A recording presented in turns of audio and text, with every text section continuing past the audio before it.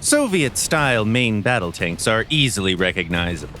They have a low profile, a large caliber gun, and sturdy armor. Today we're going to talk about the best representatives from this big family of armored vehicles, from the iconic T-54 to more exotic tanks from China and Finland. The first tank on our list is the T-62M1, an improved version of the first production tank with a smooth-bore cannon. It features add-on composite armor that allows the MBT to withstand hits by pretty powerful shells, and its 115mm gun can fire hefty sub-caliber rounds, which means that the T-62M1 can match its opponents blow for blow. On the other hand, the tank isn't really that mobile. To put it bluntly, the T-62 is rather slow, and in more aspects than one. Moving, reloading, even traversing the gun, all of that takes considerable time. Then we have the 1949 version of the T-54. As a precursor to modern MBTs, this tank is almost impervious to shells fired by World War II-era vehicles. It also hits really hard thanks to its BR-412D APC-BC and 3BM-8 APDS rounds. At the same time, the tank still requires you to be rather slow and deliberate, as the gun doesn't have a stabilizer, and it takes you longer to reload and aim your cannon than most of its opponents. The Object 435 is yet another interesting Soviet tank, a prototype vehicle that is like a cross between a medium tank of the past and an MBT of the future. Its armor is good at bouncing shells, allowing it to be a super aggressive attacker in a down tier. When up tiered, the Object 435 is no slouch as well, thanks to its powerful APF SDS rounds with excellent ballistics and a handy heavy AA machine gun. Another country which adopted the Soviet tank design philosophy was China.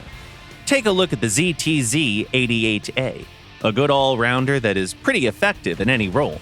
Its frontal glacis, covered in composite armor, can protect the tank from at least some APF SDS shells. At the same time, the tank's own 105mm APF SDS rounds are a serious threat to even more modern MBTs. Interestingly enough, it also shares some features with Western tanks, like the first Leopard. The ZTZ-88A is very mobile and is fitted with a fire control system with a duplicate sight for the commander. On the other hand, poor gun depression and the lack of thermals can sometimes be a bit of a problem. The premium T-55 AM-1 is probably one of the easiest Soviet-style tanks to use in battle.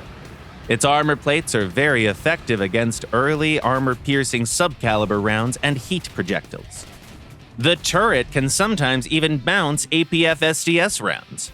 The improved T-55 also has access to an excellent selection of shells, including some with good after-penetration effect, allowing it to easily secure superiority in terms of firepower. Furthermore, the tank is equipped with a laser rangefinder, which is quite handy in long-range engagements.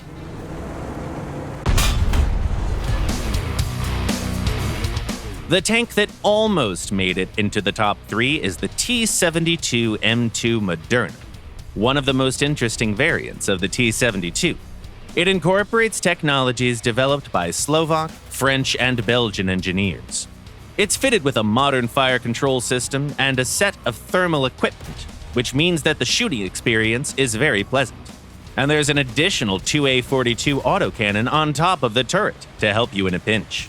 Furthermore, most of the tank's frontal armor is covered by ERA blocks.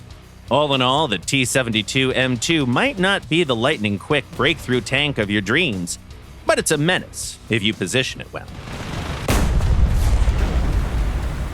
The bronze goes to the ZTZ-59A, a premium Chinese variant of the T-54. It's equipped with a vertical stabilizer and a laser rangefinder, making it considerably more effective at medium to long range. At the same time, it features more or less the same armor layout as its Soviet counterpart, which, to be fair, still provides decent protection against early MBTs. The silver goes to two versions of the same tank, the ZTZ-99A and the WZ-1001, both made by China. Once again, it's a bit of a blend of design philosophies. In typical Soviet fashion, tanks are armed with a 125mm gun with an autoloader, but they're also very agile. Both MBTs accelerate really well in both directions. 35 kilometers an hour when going in reverse is no joke. That's almost 10 times faster than the T-72. That's not to say that this Chinese duo doesn't have any flaws. Both tanks are known for their mediocre reload speed and slow vertical guidance, and that's precisely the reason why they can't be at the very top of our list. Finally, we give you the researchable T-80 BVM and the event T-80 UM2, the pinnacle of Soviet tank design.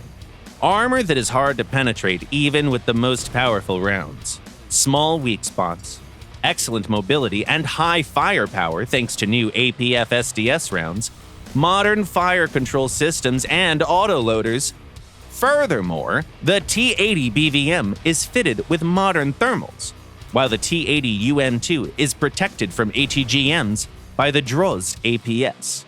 These two versions of the T-80 can suit any playstyle, from aggressive brawling to careful sniping. Obviously, we've barely scratched the surface here, as in War Thunder, there are many more outstanding Soviet-style tanks.